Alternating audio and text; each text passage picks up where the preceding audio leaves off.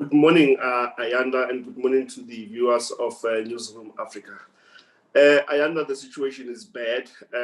It's worse, especially when there is load shedding, because then thieves take advantage because the system is off and they steal the cable. We are in consultation with the law enforcement agencies to assist us in making sure that we safeguard our infrastructure in the city of Johannesburg.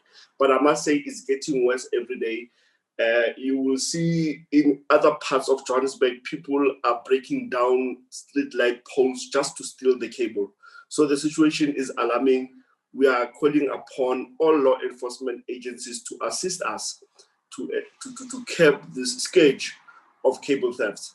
Yesterday, I had a meeting with General Sibia, our head of group forensic, on strategies. I even said to him, if he has to go out and get other expertise to assist the city, he must do so. So I understand the situation is bad.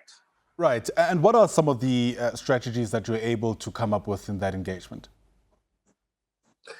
One of the things we are doing as City Power, we going to be going out to call for information on security companies who will be deployed across the city to make sure that we safeguard the infrastructure.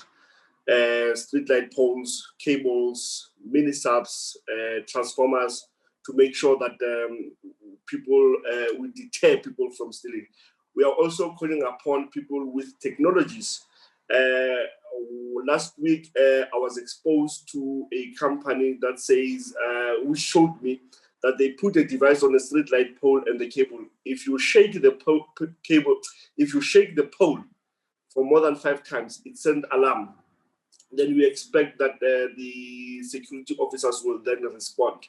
So it's one of the technologies that we are putting to make sure that we safeguard our infrastructure. Yeah. The reality, of course, is that there is an illicit market for these cables, and that's probably where the rubber hits the road.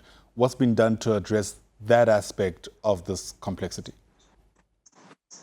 Okay, firstly, we will be raiding the scrap metals. You know that when the cable is stolen, it's also sold to scrap metals. We will be targeting them to specifically look for our cables and arrest the owners. Secondly, we are replacing the cables. We putting the aerial bulk cable. It's less costly. It does not have value when you cut it. We will be replacing it.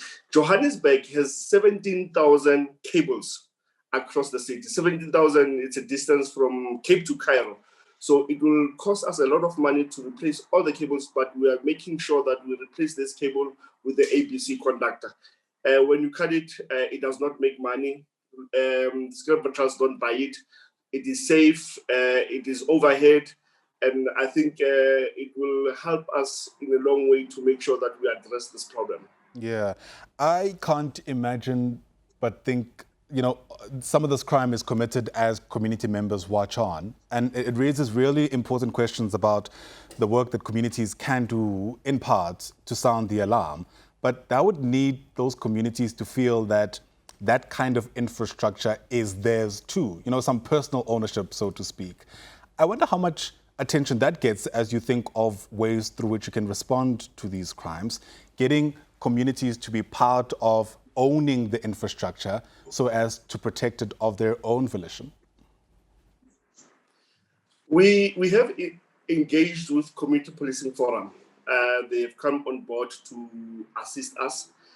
But we are also encouraged by community members. A week ago, we had one community member giving us a footage of a person stealing a cable, and the police are after that person. And it was just an ordinary citizen just giving us that information. So we are encouraging all communities to use all the facilities that they have in their disposal to assist us in making sure that we curb this thing.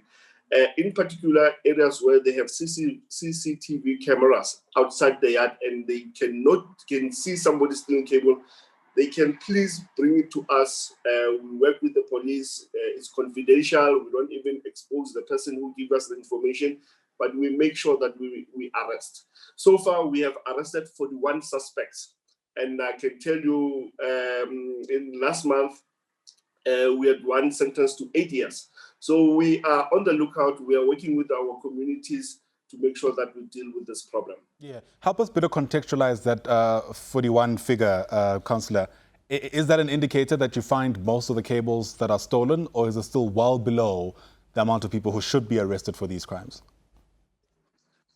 It's very low compared to the amount of money we are losing, the amount of cable we are losing.